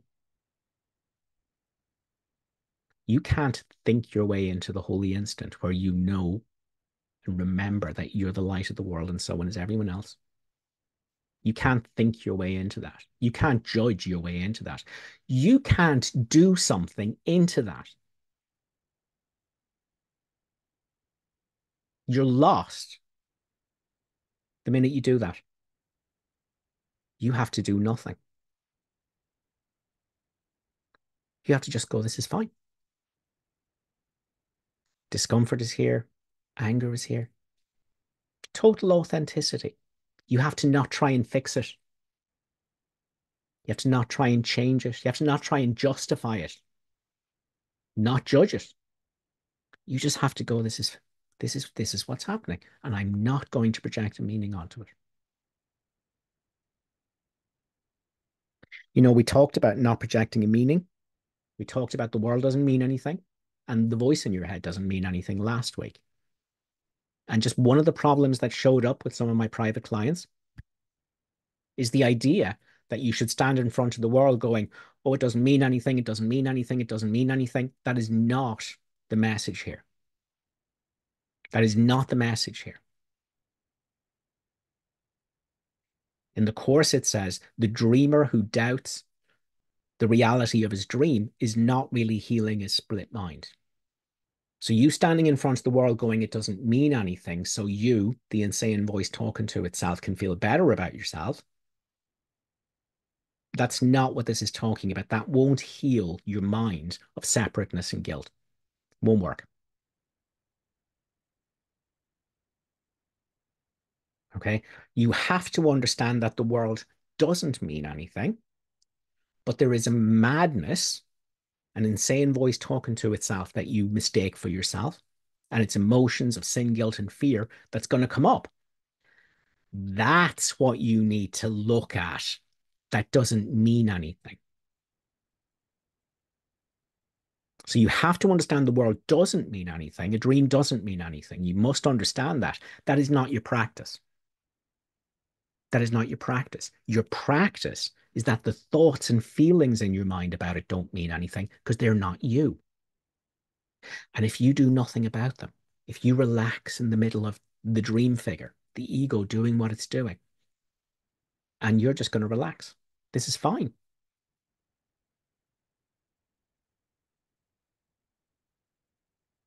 In that non-judgment, in forgiveness, in that total surrender, this is fine. I have terror going on. This is fine. That's what's happening. Now you remember what you are. But only if you have understood from the start that your problem is that you don't know what you are. This is not how a body with a story works out how to be a happier body with a story. This is a book that's come from someone where the body was torn apart, mercilessly tortured.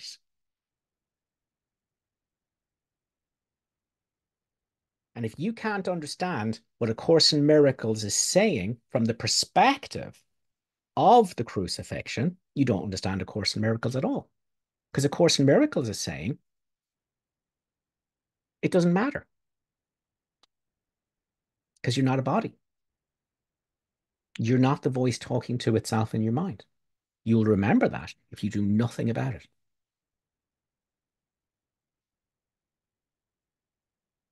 Now, when you claim this identity as presence, no matter what the voice or the emotions are doing, no matter what the dream figure is doing, when this presence comes, this felt sense of being,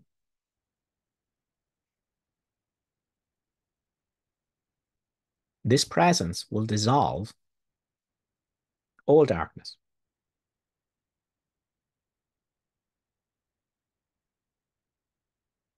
You do not do anything about darkness, misidentification, or lies.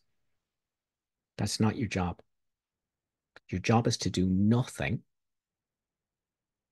so the presence that you are is obvious. And let the storm rage. Your job is to do nothing about the storm. Don't touch it. Just relax. It's fine. All the terror is fine. All the hatred's fine. All this ego identity, this ego fixation, where I still think I'm a person and everyone's an asshole. Grand. Perfect. Don't do anything with that.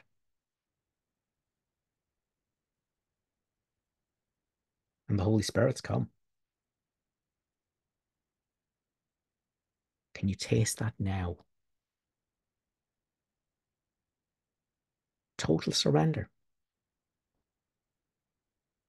reveals your identity to you, and it's not a person.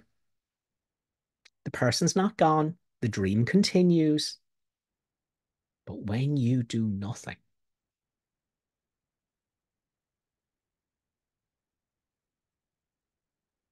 the identity outside the dream is here.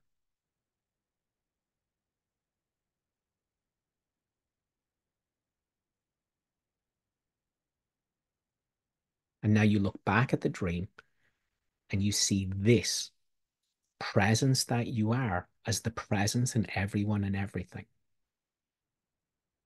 And the everyone and everything is an illusion. It doesn't mean anything. This presence is what's appearing as all the world without ever ceasing to be present. This is your identity. This is what forgiveness is for. This is why you must do nothing. Because the nothing that you are, where there's not even the word nothing, is the full emptiness that is the light of the world. Forgiveness is how you remember that you're not a separate self, you are presence. And you look out from here and see that presence as the truth of everything and everyone. That's the miracle.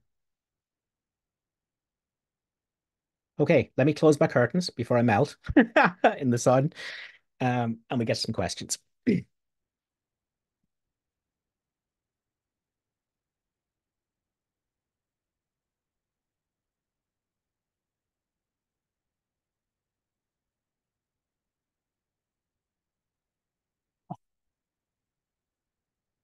Right. So there's a gentleman with his hand raised. His name is Samsung SM.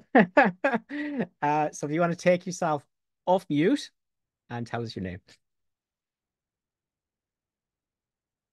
Okay, you're still on mute. So I just need you to if you just press the mute button, you should find it on the bottom of the screen. That's the one. Oh, yeah, gotcha. Hi, Keita. My name is Pat. Good to I've meet you, been Pat, tuning in there. fellow Irishman. Yeah, down south. Very good. Keita, I have a question. Now, actually, before the question, I suppose I just want to say that as you speak and you remind me, I drop into that space. Um, Thanks for everything you're doing, because I think that I don't know if I'm getting a better understanding, but I'm getting a lot from these podcasts. Lovely. Can I just hold your Um, thought there for 1 second, Pat? yeah, Can I just tweak that slightly? It's important to try and address the language we use around this. Um, I drop into that. Who drops into the space? There's no one yeah, there. There's only the yeah, space that you are. See, you're always the space. You yeah, you you become identified with nonsense, you see, and you need to be able to go back to remembering that what you are is the space, that the noise in your head is not you, that you're only the quiet center. Okay. So just everyone watch out for again identifying as the illusion, the insane voice talking to itself and going, oh, I need to find the space. You are the space. You think you are the noise, and you need a miracle to let that go. And all you need to do is do nothing about the noise to remember what you are as the space. So sorry for interrupting you there, Pat. Go ahead. Okay, so there's one question that's been popping up for the last while, and it is, what part does understanding play in all this, if any?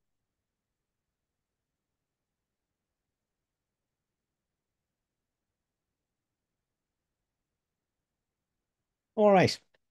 None. The Right. only thing you need to understand is how to do nothing. So there's a big book called A Course in Miracles, full of instructions and concepts. And in lesson 189, Jesus says, forget everything you've ever thought, forget every concept you have about yourself or God, forget this world, forget this course, and come with wholly empty hands unto your God. Now, the entirety of A Course in Miracles is devoted to telling you how miserable it is to identify with thoughts and think you're something that doesn't exist, a separate self. It's mostly just telling you how crap that is, how it won't work, how there's no happiness in it. Okay. That's what it's telling you. And it's giving you a metaphysical framework for understanding why that's not you. But when it comes down to it, in the holy instant, you forget the whole thing. Ignore everything your mind is doing because it's not you. You are the silence. Adyashanti says it beautifully when he says, in the end, it's all very simple. Either you surrender to the silence or you don't. You see, the questions is a defense against the silence. It says, I am the voice. I am the mind. And that's a defense against the silence.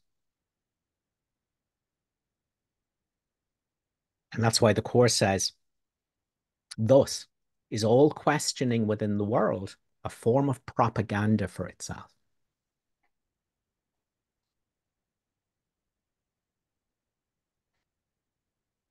So the voice in your head that pretends to be you, it's like, I want to know how the separation happens. I want to know how I'm here if the separation never happened. And the answer is that voice doesn't exist. It's an illusion. And it's not you. You're not an illusion. Thinking, that's an illusion. Thinking you're thinking. Thinking you're thinking questions. Oh, that's an illusion. Just let it go. Total surrender to this moment. Let all things be exactly as they are, including what the ego is doing. And you discover what you are. That's not a person, not a mind, not emotions.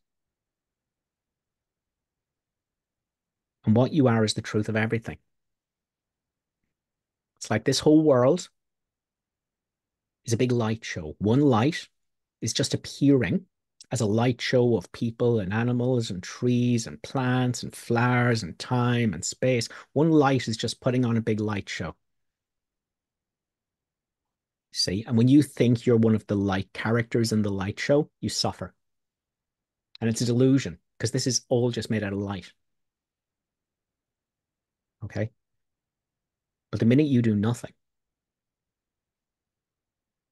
let the dream character be where it's at with the thoughts that are going on and the emotions that are going on and the storylines that are going on. And you're just going to go, that's fine. I need do nothing. It's absolutely fine. I'm just going to relax. Just going to relax as the anger's here, the dream character's anger. And you taste. I say taste because your mind cannot grasp this. When you truly surrender, when you truly stop projecting a meaning onto anything that's happening in this moment, what's here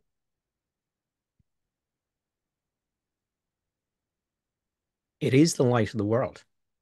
It is the truth of everything and everyone. It is the light that the dream is made of. And the dream means nothing, only the light. That's the holy instant. Does that make sense, Pat? Mm-hmm. Yeah. Yeah. See, you're not a person. You are what a person is made out of. You're not thoughts. You're what thoughts are made out of. You're not emotions. You're what emotions are made out of. You're not anything in the world. You're what the whole world is made out of. Because ideas leave not their source. This whole world is happening in mind,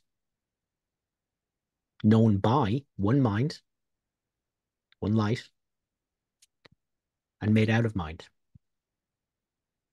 And when you do nothing, this, what you are in the Holy Spirit, and the same thing everything is, the light, appearing as the world without ever ceasing to be the light, tells you of itself. That is how forgiveness works in A Course in Miracles, and that is how awakening works in A Course in Miracles.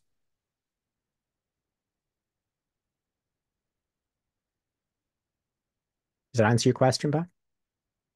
Mm-hmm. Yeah. This communication is very powerful. Yeah, good. So, and it's not even that. It's that in this moment, you can taste what you are that's not a person. Mm-hmm. Okay? Can you taste that presence that's here? Yeah. Yeah. Now, can you taste my presence and that it's the exact same? There's no, there's no, I can't concern a difference. I can't, yeah, There's no, it's there's just none. There's here. none. There's none. Yeah, yeah. You see, what's looking is looking at itself. That's the holy relationship. You just, if you identify with the noise in your head, you have to see other noises and they're all separate and they're all assholes, right? That's inevitable, right? Now, you let go of that by having no judgment, doing nothing, not projecting a meaning. This is fine. And the presence that you are is here. And you taste that. And now you look at the cup in front of you, the computer in front of you, this apparent body speaking in front of you, and you taste the presence here. And it's the same. It's the same. That's how you forgive your brother for what he didn't do. This presence isn't doing anything. Everything else is a dream. That's what healing is. Your brother thinks he's a dream, thinks he's a body that's sick and a mind that's insane and upset and has depression and anxiety. Benny, Ja, you have 5 francs? just so you know how many dollars. Huh? Sorry, folks. That's the end of your forgiveness formula, where you forgive your brother for what he didn't do. You've gone back to the changeless, the quiet center, the silence, where there's no word silence. There's just what is, just what's here now in this moment. And you taste that and you look out and you realize this presence, it's the exact same in your brother. It's the same presence. What's looking is looking at itself.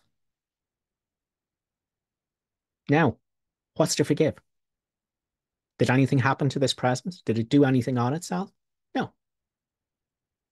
That's the end of forgiveness. That's what that looks like. And that's also what healing looks like. Your brother thinks he's a body. He thinks he's a mad voice talking to itself, thinks it's upset and anxious. And all you do, if you see that as what your brother is, you go, I'm insane. Don't know what I am. Otherwise, I'd know what my brother is and all as well. So what am I going to do? I'm going to do nothing. All these mad thoughts that I'm a separate self and he's a separate self and it's all scary and I need to do something. Okay. Just now I'm going, okay, right. I don't need to do anything with that.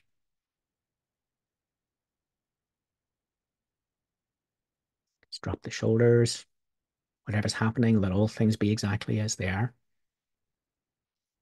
And what you are comes to tell you of itself, the presence. And you taste it. And you look at your brother, and no matter what dream he thinks he is, you taste the presence there and realize it's the same presence you are.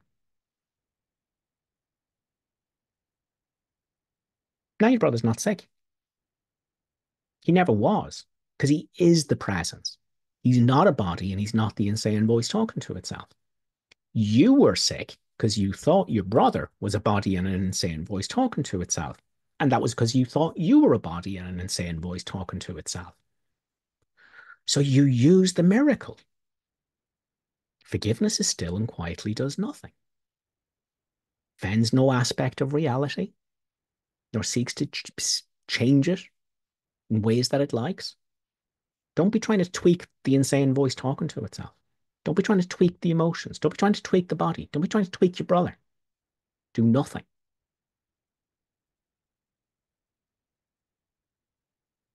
And what you are comes to tell you of itself. The Holy Spirit. This is what you are, this presence, where there's not even someone here saying, I am presence. There's just presence. There's no concepts here, no thoughts here. That's the dream. And I taste this. And I look out, and that's the same presence that's there. That's healing. That will have an effect on your brother who thinks he is a dream. Okay? What that effect will be, that's the dream. nothing to do with it. Your only job is to know what your brother is. Because if you think your brother has problems or is sick or is upset, then you don't know what you are. Your identity depends on his reality. Do not try and fix how you're seeing your brother. You fix how you're seeing yourself, and you look out from the truth in you, the presence, to see itself in someone else. So that's the final chapter of a forgiveness lesson or a healing lesson, because they're the same. Thanks very much, Pat. Okay, we have no more hands No, thank you. raised. No, it's your pleasure. Linda, is there anything to address then in the chat box? Yes, we have 3 questions. Cool. There Let's were a draw a couple of line under other, them and we'll take okay, it next time. Go ahead. there were a couple of hands that dropped, so I guess we'll just go straight to the questions in the chat. Hopefully it Okay. means that I answer the question and not that I put Yes, I'm sure it does. Okay, this one's from Bernadette. So the lie that I'm a body with a story was born from the idea of the authority problem? Question. Now I am terrified of God's wrath because the I, who was born out of a tiny mad idea, have the ability to listen, dream with, the imposter, the ego self hiding, now thinks it exists, but it's a dream. It's just an idea lost in the idea of time and space. It dreams it will be punished for the tiny mad idea. It continues to believe it's the voice in the body defending itself beyond the idea I am a body with a story, and I punish myself and I blame the world for everything. So, did you get the question in that? I did. Well, yes, it's implied, I think. So, Yeah. so the answer to that is, so what? You don't have to do anything with that. That's not you.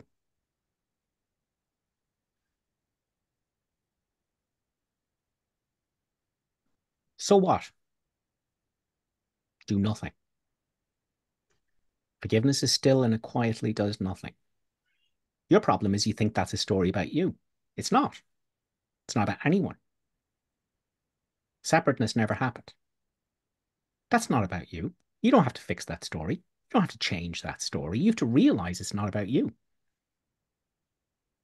You need a miracle to remember what you are now, in this moment.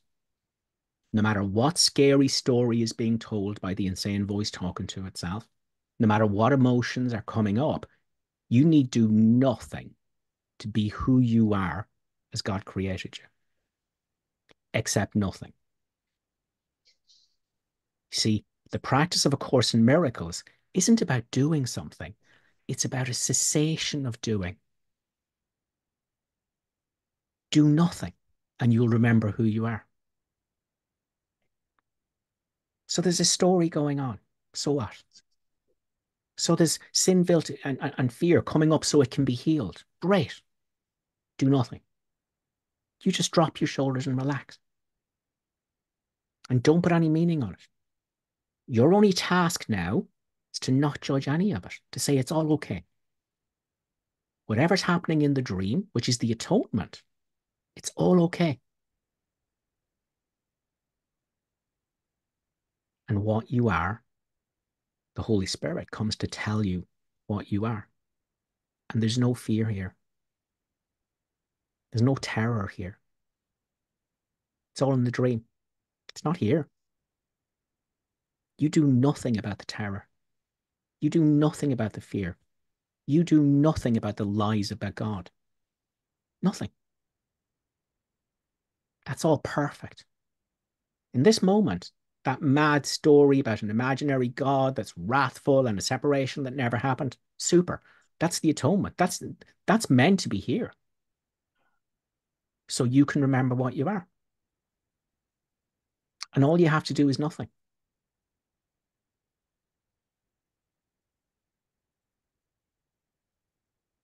All you have to do is say, this is great. This is perfect. Perfect. I'm just going to do nothing. Not going to project any meaning.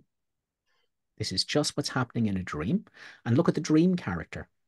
Look at the mad crap in her head. You do nothing about that. What comes to tell you about yourself? Nothing. Without even the word nothing, just pure presence. The light of the world.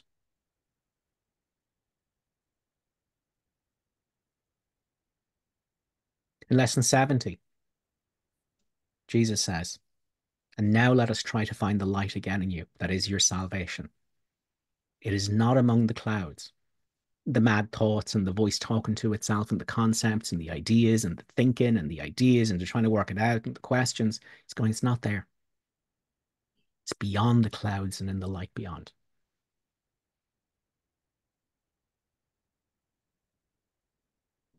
So all you have to do is meet the clouds and do nothing. Everything's fine. Non-doing. Stop doing anything with the clouds, as the clouds, to the clouds. Do nothing. Drop your shoulders, relax. Let the movie character, the dream figure, whatever's going on in the script and the atonement, that's fine. All you have to do is resist nothing. Surrender. Let go. And the Holy Spirit is here. The quiet center is here. That is the quiet center in everyone. And that reflects the quiet center in God.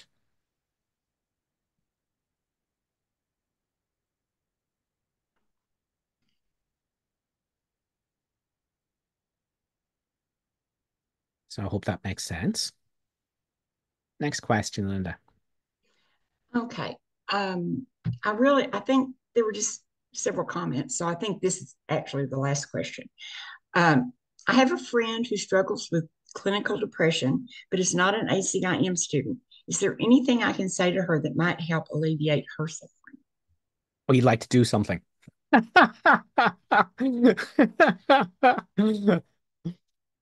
So the insane voice talking to itself would like to do something to assist another insane voice talking to itself so that insane voices can be happy. No. No, no, no, no, no. So in that situation, what you've done is you have attacked your friend, which I'm not saying that so there's guilt over it. Everyone does this, right? The ego speaks first and it's wrong about everything.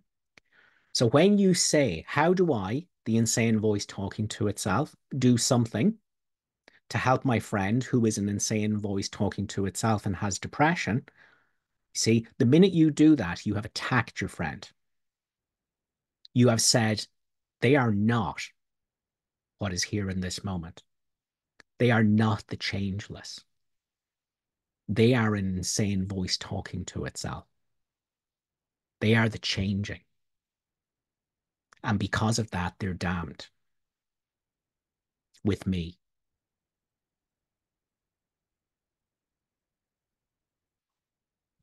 As you see your brother, you will see yourself. Every encounter is a holy encounter. It's the opportunity to remember who you are so you can bless the world with the remembrance. So you can look out from who you are and see the world healed and holy now in this moment.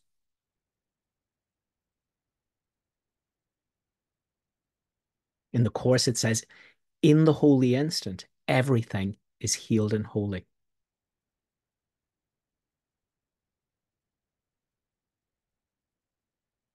So the actual quote is, with vision, which means I know what I am, and I look out and I see that's the truth. I was mistaken about illusions. This is the truth in everyone. That's vision, okay? So with Christ's vision, the world is healed and holy now. And nothing seen without vision means anything. And where there's no meaning, there's chaos. That's your quote. So what you're saying is, my friend is a depressed and anxious, insane voice talking to itself. That's chaos. That's meaninglessness. That's you attacking your friend because you've attacked yourself first. So the sole responsibility of the miracle worker is to accept the atonement for himself. So because you're seeing your friend falsely, because you're attacking your friend and you realize, oh my God, I'm seeing them as an ego, that means I've attacked myself. So it's myself I fix. If I don't know what my friend is, that's only because I don't know what I am. I think I'm something that's made up. Now I'm attacking my friend to see them as something that's made up and reinforce their errors. I, who in this moment could not share their dream and weaken it for them and have the light in my mind shine into theirs. Instead, I'm going, no, you are damned, but let me be a holy, insane voice talking to itself that's going to fix you so I can feel better about myself because I hate myself. And that's the trap we all fall into. No, the only purpose of you seeing, of your friend having that situation and all these mad thoughts in your head about making the darkness real and trying to fix it, okay? All this is perfect.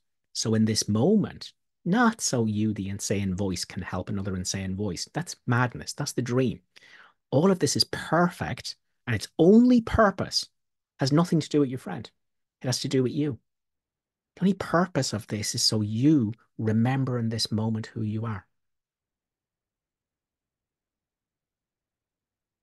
Presence. Silence, without the word silence. This felt sense of being. And so you taste it, and you look at your friend and you see this presence as the truth of her.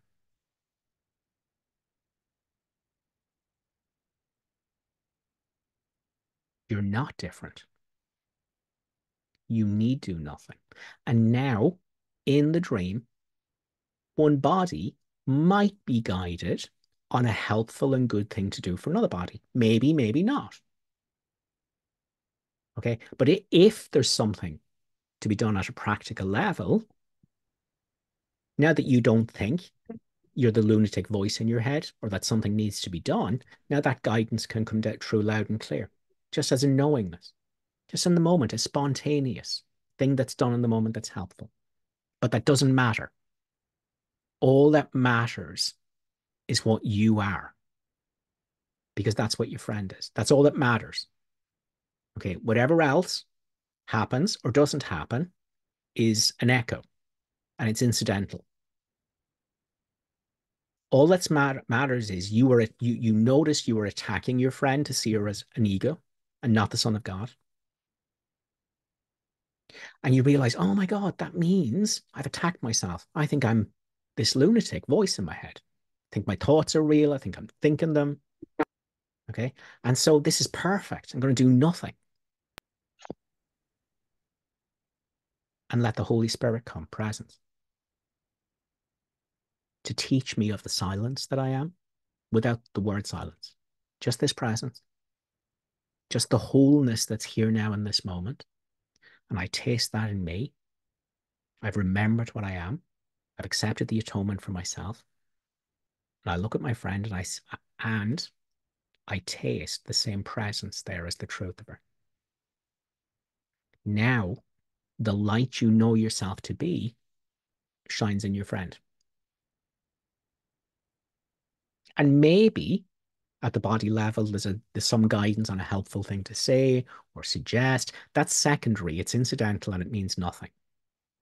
What matters is you've realized you were insane. You went back to sanity and you let that sanity shine in your friend. Everything else will take care of itself from there. So I hope that makes sense. So that's it for the chat box then, Linda? Yes, I think Cool. so. So Lael, we'll squeeze you in if you make it quick at the end. Okay, I had 3 questions, but I'll just prioritize and ask Yeah, one. Thank you perfect. so much. I guess maybe I just didn't follow, but when you said that your private clients recently were confused and standing in front of the world saying this isn't real, they were doing it wrong.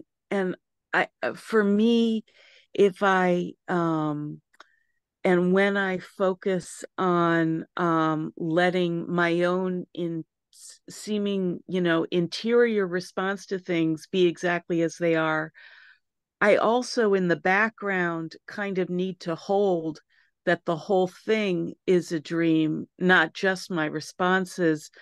Or No, so that's you're not perfect. saying, Yeah, no, no, oh, no. So that's okay, perfect. No, you see, okay, what I was saying was it's essential you understand the world has no meaning. That's essential, but that's not the practice. I see, I The see. practice is there's an imaginary, insane voice in your head that pretends to be you with raging sin, guilt, and fear, and giving the presents out to everyone. Okay. And that doesn't mean anything. That's the practice. See, the world doesn't mean anything already. You don't have to do anything to make the world not mean anything. It doesn't mean anything except what the insane voice talking to it says it means. So it's incredibly important to understand that because the world is a dream, it means nothing. Nothing I see means anything at all. Okay, it's incredibly important to understand that. But do not stay identified as the insane voice talking to itself, trying to sedate itself with a mantra that says, "Oh, it doesn't mean anything, doesn't mean anything, doesn't mean anything, doesn't mean anything." That's the trap. And that's what it means in the Course when it says the dreamer who doubts the reality of his dream is not healing his split mind. Okay. So instead, the practice is, even though the world doesn't mean anything, there is this bile and rage and fear and insane voice talking to itself, shouting that it means something. You see? And so the practice is that that doesn't mean anything. And in the doing nothing, stillness, silence, quietly doing nothing, looking, waiting for the storm to pass, and judging nothing. You taste the truth of who you are that has nothing to do with thoughts, thinking, or words. There's no language here. There is a presence here, which is the truth of you. You can taste it. You can't hold it with your mind. Your mind can't say anything about it. There's nothing to be said about it. It's totally inexplicable. Because once you turn it into a concept, that's not it. There is just what's here in total surrender. It's silence, but it's not silence because there's no word silence in it. It's peace, but it's not peace because peace is a word and there's no word peace here. It's wholeness, but there's no word wholeness here. There's just wholeness. It's what I am, but there's nobody here saying I am this. Total surrender, I need do nothing. There's a presence here. That there's nothing can be said about it. And then that's the truth of the world. This presence is what's appearing as all the world without ever ceasing to be itself.